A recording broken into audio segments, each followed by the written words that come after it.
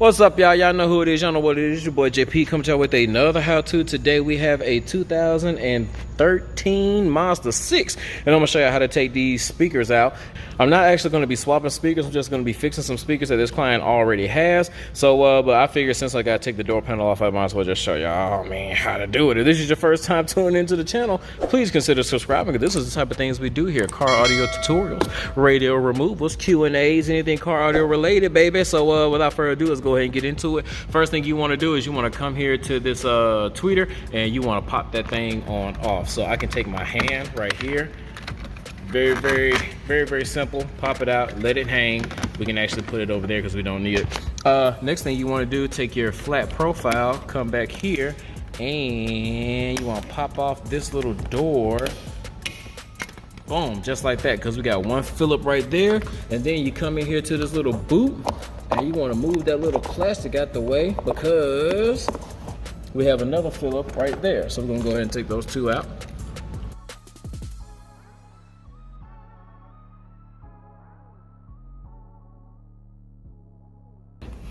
And now that we have those two screws hanging out, we are good to go, because that's literally the only screws that is on this door panel. We're gonna put my hand right here, right at the bottom.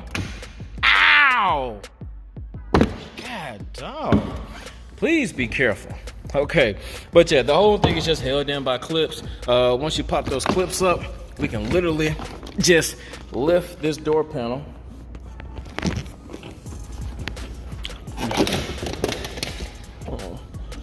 We can just lift it up like that and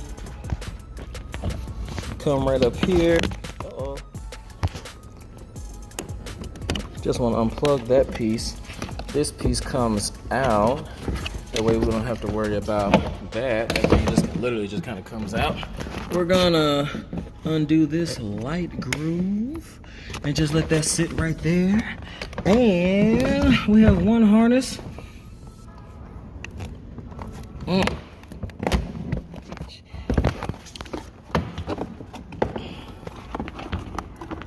Go ahead and take that piece off too.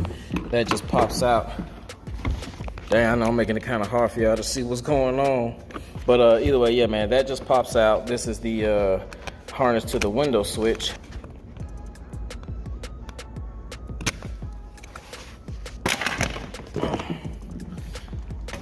Boom, and look, y'all, we got that door panel out. So we have 4 8mm screws that we're gonna take out real quick.